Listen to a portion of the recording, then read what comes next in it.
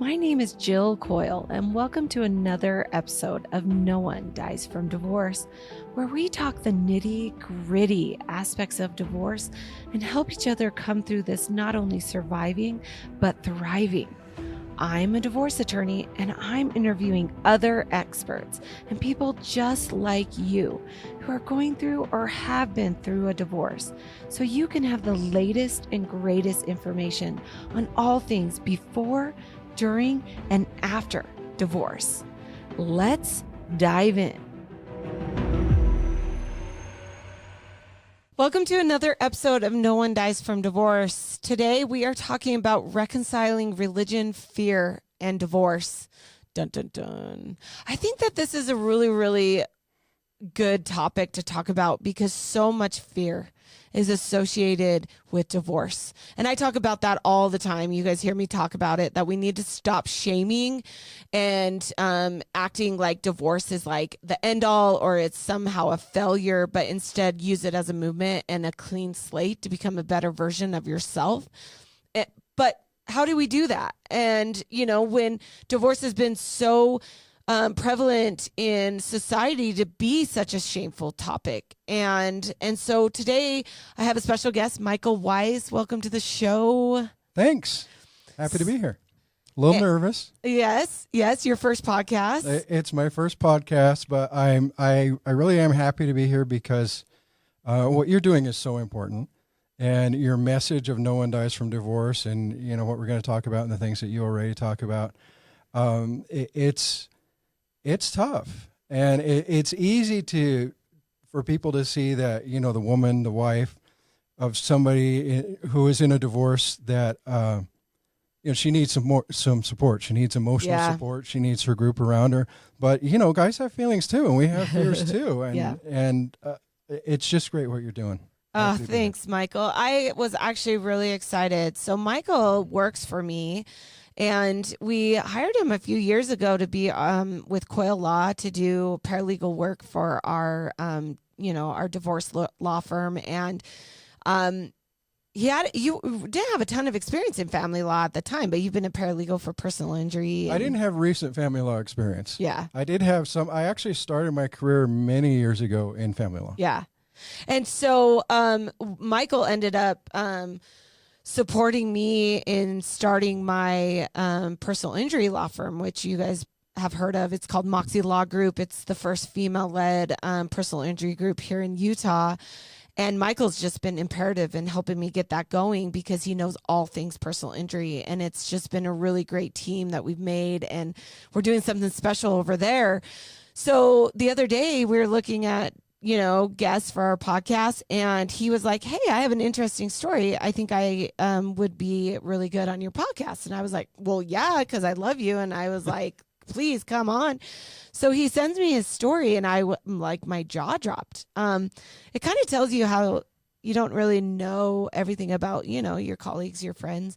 And this story is going to resonate with so many of you. Which is why we're calling it Reconciling Religion, Fear, and Divorce. I think, Michael, I'm really grateful that you're willing to be vulnerable and share your story on our show. Thank you. Yeah, I that's one of the reasons I'm nervous is I came prepared to be vulnerable. Yes. Because, you know, I know that there's a lot of people. I mean, divorce is so prevalent anyway. There's a lot of people out there that are going through it right now. Right. And it's not the kind of thing that comes up in casual conversation. You know, that's why you didn't know my story before, because it's not like we just, you know, chat about divorce or whatever casually.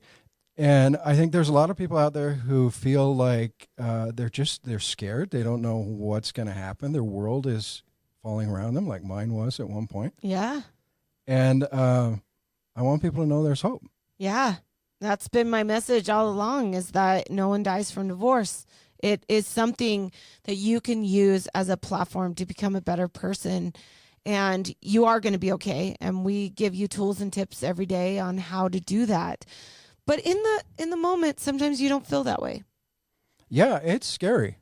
Yeah. It's scary. So should we just jump right in there? I do. I want you to really share a little bit about your story. Yeah. So it's scary. It's terrifying. I had a moment, which we can get into more later, but I had a moment where I had nothing to live for. Yeah. Because I realized that my family was, probably going to be over. Everything that I worked for was gone. And, what am I supposed to do? So I was raised in a religious household, very, religious, traditional views of marriage, where the husband is, the provider and the protector, and you're in charge, you're the head of the family, and, all of that traditional kind of stuff. And so I got married young. I was 22 when I was married, and, all I really wanted was to have a family. So I got married, and when I got married, I was committed. I made covenants, I made promises, and I meant it. Divorce was not an option for me. This was not going to happen. Right. I was going to give everything that I possibly could. Like I said, most people go into marriage committing forever, right. Till death do us part, eternal. Right. It is a commitment that we are making at the time of the marriage. And it's a good thing, because if you're not committing to that, why are you getting married? But so and that's where I was. And I had been married for, 9 or 10 years. And we had 2 girls together. And, there were things, there's times that were, rocky, kind of off and on. And, we might fight or, whatever. But, as far as I was concerned, we were committed. And our girls were with their grandparents one Friday night, and I was with some friends. And I came back home, and there was a note on my pillow. And I don't remember what it said, but my wife had said something like, I can't do this anymore, or I'm leaving, or I don't know. But, it sounded like the marriage was over. And I didn't know what to do. It was just devastating for me. It was like I said, everything that I had worked for, everything that I dreamed for. And even though it's not great, but this is what I wanted, right? To have a family. And this is, it was what it was. Yeah. And so I find out. Let's talk real fast. Okay. Because where was your wife from again? She's originally from Guatemala. Guatemala, and you were born and raised in Los Angeles, California. Los Angeles. Was there issues culturally with the marriage that now hindsight you're like, yeah, those were some struggles that maybe a lot of marriages don't have to deal with? I don't really think so. Okay. I feel like as far as that goes, I feel like it was okay. Okay. And I as committed as I was, I look back now, especially, and I can say, was I perfect? No. Right. Was I a good husband? I tried to be. Right. But it's hard when things are going badly and you're not getting along real well. It's hard to do everything that you really need to do and put into a marriage. In hindsight now, do you see that there was signs or signals that were leading up to this big moment, or do you feel like this just kind of like hit you out of left field? It completely hit me out of left field, but yes, there were signs and there were things. I can't remember what they were now, but I remember thinking at some point, I'm like, oh, I should have seen it.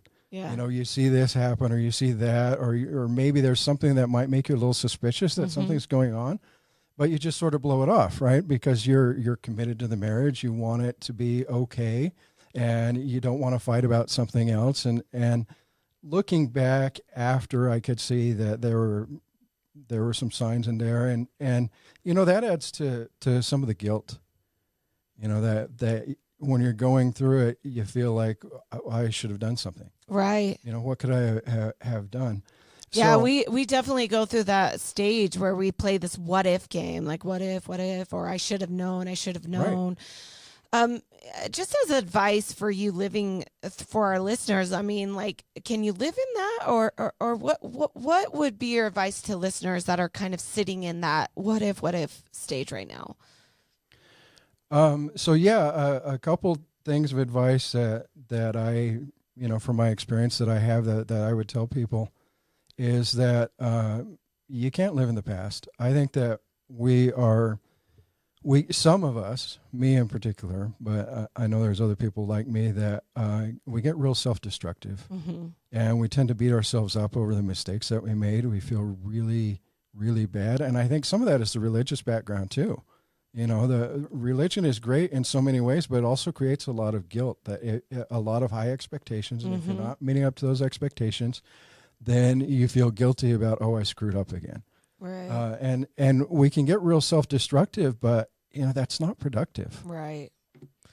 So you find this note on your pillow, and what happens next? So I find this note, and I'm just, I'm completely devastated. I've got no idea what I'm going to do. And my parents lived within 20 miles of where our house was, and my girls were there for, just Friday evening, just hanging out with Grandma and Grandpa.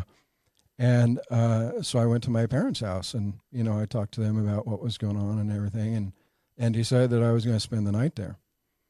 And so I was laying there in the bed in the room that I grew up in, as a little kid. Yeah. And I can't sleep. And Right. I'm just, my head is just spinning with, my life is over. And that kept going through my head. My life is over. And I have nothing to live for. And I started contemplating suicide because that's how serious it was to me. I literally have nothing to live for now. Yeah.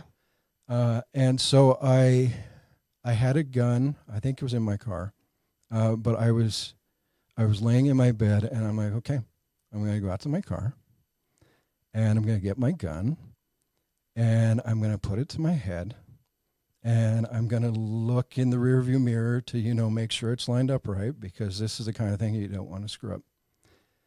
And I'm going to pull the trigger, and I'm visualizing myself doing this. And as soon as I got to where I'm going to pull the trigger, I saw myself standing outside of my car looking at myself with this overwhelming sense of regret.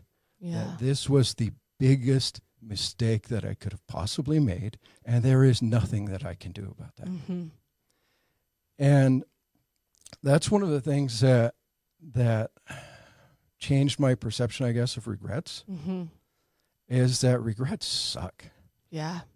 And it sucks to make a mistake and to feel bad about it and to feel like, so my wife now, spoiler alert. Okay. We got divorced. I was single for a couple of years. I've been remarried for 17 years, and we're happy. My wife now, she likes to tell our kids, it's only a mistake if you don't learn from it. Right.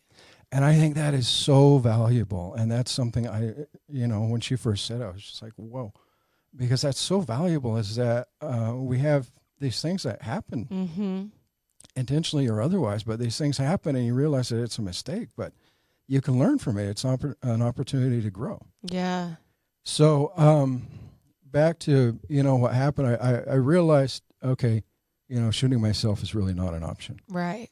And I didn't know what was going to happen, and my wife at the time was gone for 5 or 6 days. I didn't know where she was. I didn't know how to get hold of her. I didn't know when she was going to be back. But she did come back, and then I'm in, damage control mode. Again, as the father, well, I've got to fix this. I've got to take care of this family. I've got to take care of these kids. I've got to take care of my girls and keep them together. And my girls need their parents together. So whatever I have to do to work this out. Which is, I want to stop you there, because I just want to go back to the blackest moment that I probably you've had in your life, where you had just found out this news about your divorce and you felt like there was no other option. That's where I want our listeners to hear, because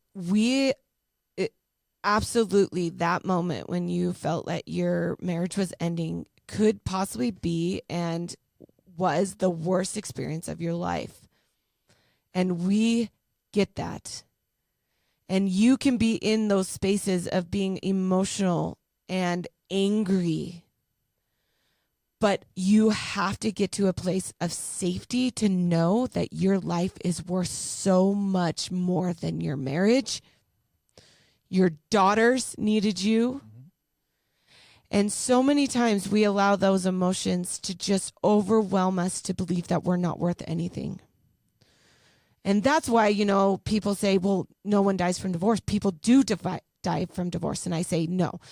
Guns kill, right? Suicide is something we have to talk about, and we have to get real about it. And we have to be vulnerable. And we have to know you're going to be okay.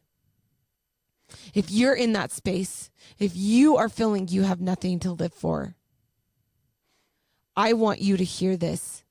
You are worth something. And just like Michael said, the biggest regret he could have made was leaving his family without being able to think about them, because you can't get that back. You are worth something. And there is so much help out there right now. The Suicide Hotline Prevention Hotline will give you the keys, will give you help right now when you feel like there is no way you can go on. And that's why we're here every week, to let you know you can be okay. And Michael is living proof of that. And we want you to be okay, because I know you are worth something. You are worth more than maybe you feel right now. You just have to find it. Let us help you find it. When you got to that place and you got away from that, what were some things that you were able to do to get yourself mentally better, to say, I am strong enough to handle this.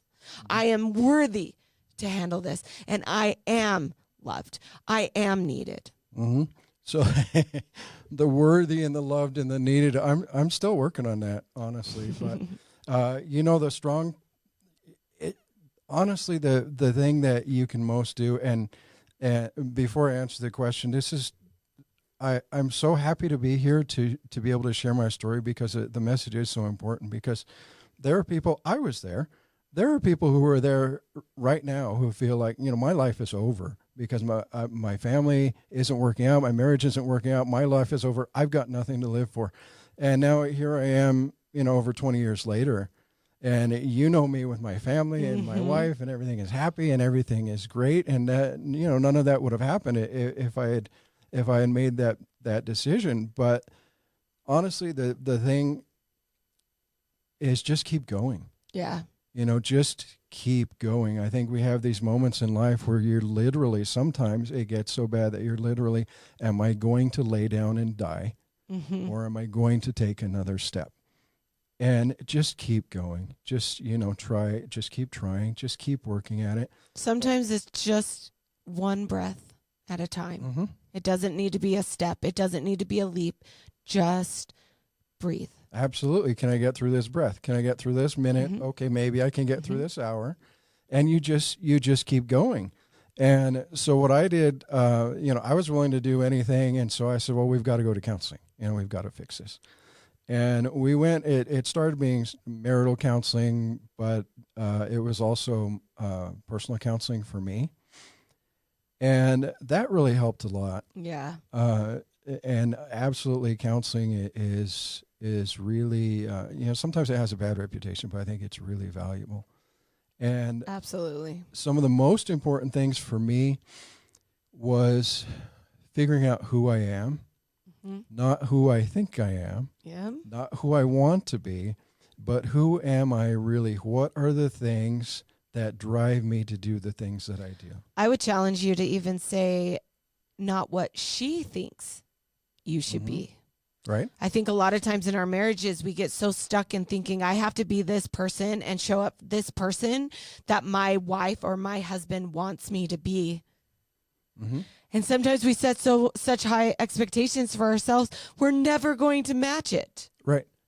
And if you just show up as your authentic self, your true authentic self, you're going to be able to find happiness in so many ways. And guess what? If that person then doesn't accept your true and authentic self, you're probably not a match. Absolutely. And there's an old corny Sandra Bullock movie called Hope Floats. Yes. And I think it was towards the end of it, but she says childhood is what you spend the rest of your life trying to overcome. Right. And I think that's so true, because we have these things that are ingrained in us when we're children, through our religion, through our parents, through our upbringing, our traditions, that tell us who we're supposed to be. And so we're constantly trying to live up to who we're supposed to be, and we're not being our authentic selves. Yep. And we're not bringing our authentic selves to the marriage. It was a couple of years after this incident where I first got the note until we were divorced. And Actually, I remember we were having a conversation, and our divorce was final at this point. She hadn't left yet. And That's another spoiler alert. We'll get there in a minute. And we had a conversation where we were just honest. You know, at this point, there's nothing to lose, right? Mm-hmm. Our relationship is over. Our marriage is over. We had nothing to lose. And so we had this conversation that was just so completely honest with Mm-hmm. each other. And at the end of it, we said, you know, if we had been able to talk like this, we might still be married. Yeah. So yeah, jumping ahead, you know, we tried some therapy, which was really valuable for me and taught me a lot of things. One of the things that my therapist told me, she said, it's no surprise that you chose someone with a high likelihood of emotionally abandoning you. What? What are you talking about? Why would I do that? And I had to figure out what she meant by that. Yeah. You know, why she would say that. And now I think that she's absolutely right. And it's some of those subconscious things that we're raised with, some of those things that the baggage that we carry from our childhood that drive us to make these decisions Mm-hmm. that are self-destructive because we're not true to our authentic self. We don't know who we really are. Well, and especially Michael and I were raised in the same religion, which is very family oriented, but also it's very patriarchy, and there's very differential roles in the way that we are raised, and it puts specific expectations on those roles. And as a man, as a father, I mean, it was expected you to be the man and be the father. You know, as a feminist today, you know, it's not enough to say equal rights for women, but I say equal rights for men. Like, I want men to show up as their vulnerable, authentic self. I want men to be able to cry and be vulnerable and I want that. And we've got such a long way to go in a society, but we, you know, so dealing with that as just like, you know, I mean, how did you deal with that fear and that failure of just not meeting that role that you were just raised that you were supposed to be? That is really, really hard because, yeah, you're the protector, you're the provider, right? You're the head of the family. You're supposed to keep everything together. And, you know, towards the beginning, I felt like, well, our daughters need both parents together. I've got to save the marriage. I've got to give them their parents together as sort of my provider role. And how did we even get here? You know, how did I screw up that got us here? What did I do? And then you start looking back and you start getting in this self-destructive behavior. Yeah. And then you're afraid. You know, what if I can't make this work? What if I can't fix this? What if I've already failed? Right. I've completely failed at this. You know, my marriage doesn't get to this point if I was a good husband and father. Right. So I'm already a failure. So what else am I going to fail at? Am I going to be able to provide these parents that my girls need? Or, you know, what am I going to do? And the fear is that the kids, if we get divorced, the kids are going to have a really hard time. You know, that's the fear. And the reality is that in a lot of ways, yeah, it's not going to be easy on kids. But I heard later from one of my daughters that they were happier. My daughters were happier with two parents that were happy and separate than together and constantly fighting all the time. Yeah. And I say that all the time. Kids don't need a broken marriage. They need two authentic parents that show up. Yeah. Absolutely. And you know, a lot of times we stay in these broken marriages because we think that that's going to show up for kids. But what we're really just teaching them is what dysfunctionality of marriage is, right? And we're not allowed to be our authentic self. So our kids see us depressed and see us struggling. And so kids don't even get the proper way of understanding coping and proper ways to be their authentic self and understanding love languages. So we're really not helping our kids. Right. And one of the analogies that my therapist gave me that I love is she says that marriage is not a unicycle. It's not two halves of the circle coming together to be one whole. Marriage is a bicycle, or it should be like a bicycle, where you have two whole, complete people that come together in this union to form a greater thing. You have to be a complete person yourself to bring to the marriage, to bring as a parent, and not look for your spouse to somehow like complete you, or she's Absolutely. gonna fix you or whatever. You're preaching my language. I'm going to steal that. You're going to see a blog on marriage is not a unicycle here coming soon. I absolutely agree with that, Michael. So after, you guys finally go through the process of divorce, you had an even extra element of what I would say would be difficult and really hard. So talk a little bit about that story. So we worked on it. We worked on the marriage for a while, and then we eventually ended up moving here to Utah. And at some point in there, I found out. It was after that. It was after we moved to Utah. This was probably a year after this initial experience. I found out that she'd been cheating on me for an extended amount of time, and honestly, I don't know how long it was. I know it was over a year. It was sort of off and on because she had met somebody on the internet that lived in a European country, and this was in 2002. Yeah, that was like rare. Well, like 2000, 2001. Yeah, it was. Where she's meeting people on the internet. I mean, I guess what was around in 2002? I mean, MySpace got started. I was using that in law school. It was like forums and, I think we might have had AOL dial-up.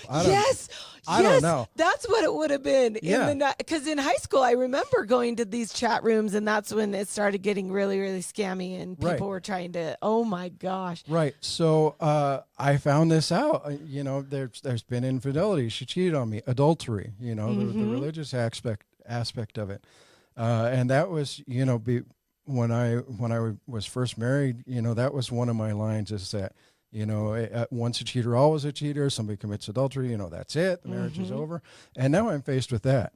Now I'm faced with, and she didn't tell me. I received some information from somebody else that was basically evidence of this relationship. And when I confronted her with it, she fessed up to it. But then, so now what am I going to do? Right. I'm still the protector. I'm still the provider. I'm still trying to keep this marriage functional. What am I supposed to do?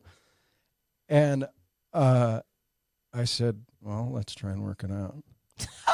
You were still living in this, like, I'm still there. Yeah. I'm going to do anything to save this marriage. I was. And the thing is, which, by the way, just going back at that, I've said this before as well, is that an infidelity is a salvable thing in marriage. And the reason why is because infidelity is usually always about that person that's cheating and nothing about you. So it's not something you're doing to that person to cause them to do that. They are lacking something that they need to get help with. It's rarely, a lot of times it is something that you could work through, and as long as the person cheating is willing to confess and willing to get help on what they were missing. But if both sides work on it, I agree that it can be savable. And the thing was, again, going back to regrets, I thought about it a long time. Am I going to keep working on this? At what point? Okay, now, what about now? What about now? At what point do I get to and I decide, okay, yeah, that's it? Michael, this makes sense. So I'm going to tell everybody. So she ended up saying, I'm done. And she moved to Spain to go meet with this guy that she met on this chat room. Or whatever. And she left. Yeah. So she had to literally move to Spain so Michael could finally say, oh, I guess we're done. Yeah. Literally, that's what had to happen. And so the thing is that we look back on it, we talk about it, and it's easy to say, well, why would you do that? That was dumb, or you should have dumped her a long time before, or whatever. But again, regrets suck, and I didn't want to have regrets. And people, when people hear that you're going through a divorce, people are going to give you advice. And they're going to tell you, oh, you should do this, or oh, you should do that, or everybody's going to come out and give you advice. And the thing is that none of these people that are talking to you about whatever they're telling you to do, they're not the ones that are going to have to live with it. And I realized in making this decision after finding out about the infidelity, I realized I'm the one that has to live with myself. Yeah. Nobody can decide for me when I've done enough. I'm the one that has to be able to sleep at night and say, I am satisfied that I did everything that I could to provide that protection, those parents for my girls. I'm the one that has to decide that. And anybody that's going through a divorce right now, people mean well and whatever, but I can't tell you where your line is. I can't tell you when you've done enough. Yeah. And where my line ended up being was, we had tried to work it out for, 9 or 10 months. It was close to a year. And then she decided, no, I can't do this. I'd rather be with him. I'm going to move to Spain. I said, okay. And so I drafted our divorce papers. Mm-hmm. And we filed them. Our decree was entered. Our marriage was over. She was going to get on the plane to go to Spain. And I decided that that was my line. I said, what do I have to do to live with myself? If she gets on that plane, leaves me, leaves both of our daughters, goes to be with this guy, that's fine. Whatever she wants to do, hopefully she's happy. But if she actually gets on that plane, I'm done. Mm-hmm. There is nothing more that I can possibly do. And I am confident, satisfied that there is nothing more that I could do if that's what happens. Right. If she had walked up to the door of that plane, Jill, and she had stopped and she had turned around and she said, I can't do it, I would have taken her back and I would have kept trying. And so I took her to the airport and I dropped her off and she got on that plane and left. Mm-hmm. And that was it. Yeah. And that's where I want to get just to the last few minutes of our podcast. I want to talk about, life after divorce, surviving and thriving. She left. She left your girls here. Yeah. And you raised your girls. She was gone for a couple of years. Mm-hmm. And so, it was just the girls and I for however long she was gone. She came back and we had joint custody in the divorce, which was fine. And it was a couple of years that I was single and I met my wife. Yeah. And when we met, she had a 6-year-old boy that she brought into our marriage. And then together we had a boy a couple of years after that. And so we're a blended yours, mine, and ours family. And, it was tough. Mm-hmm. Sometimes it's still tough, but I think we're pretty happy at this point. So when you look at yourself super vulnerable when you were thinking suicide and then watching her walk out of your car when she goes to the airport, if you could tell yourself advice from you now to that person sitting there, what would you say? Therapy's good. Yes. Tell everybody therapy is so good. Yeah. And, sometimes you might have to go to a couple of therapists to find one that works, but, therapy is good. Figure out what drives you. Figure out why you're making these decisions that you're making. Why are you doing these self-destructive things? Mm-hmm. I heard somebody say not too long ago, and I wrote it on a sticky that I've got on my desk. Mm-hmm. This is happening for you, not to you. Right. And that is such a shift in your perspective, in your mindset. Nobody wants to go through hard things, and nobody wants adversity. Nobody wants these challenges in life. But if you can change your mindset to realize that, okay, I didn't ask for this, I didn't want this, but there is opportunity in this. Yes. There's opportunity for growth. I think that's really important. That this is happening for you, not to you. Self-help books helped a lot. Mm-hmm. No One Dies from Divorce. Highly recommended. Great book. Always be true to who you are. So once the marriage was over, I was trying to figure out what's the best way to be a divorced father. Mm-hmm. Now what do I do? How am I supposed to handle this? Because another one of the fears is that, I felt like my wife was going to be the party parent.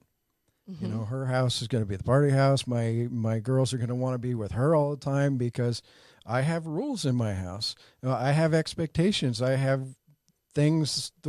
I want things to be the way that I want things to be. I don't think I'm a dictator, but, you know, I've got expectations. Right. And I realize that if I have to be true to who I am, I have to be true to what I believe, and I have to be stable. And sometimes, and there were times where, you know, they want to go over and they want to party at mom's house, and okay, you know, whatever, but you know what you've got here. Because she was, back to the story real quick, just to finish it up, is that she was in Spain for a couple of years. Surprisingly, that didn't work out. And she moved back to Utah, and she lives somewhere around here. But anyway, so we had shared custody, and there were times, when my daughters wanted to be at their mom's house. And they were old enough at this point that, you know, I'm not going to fight them on it, because that's not going to help the relationship. You know, the relationship with the daughter. You know, if I'm fighting with you, no, you have to be here because the court says this is your day to be here, and, you know, I'm fighting with them. That doesn't help the relationship. Yeah. Another piece of advice sort of along that line is that your kids, somebody told me, way long ago in the 90s, I worked for a certified family law specialist, a divorce attorney in Los Angeles, and he told me one time that your kids aren't going to remember the bad stuff. Yeah. They're going to remember the good times. They're going to remember the memories that you make if you make them. Yep. And so it's quality time.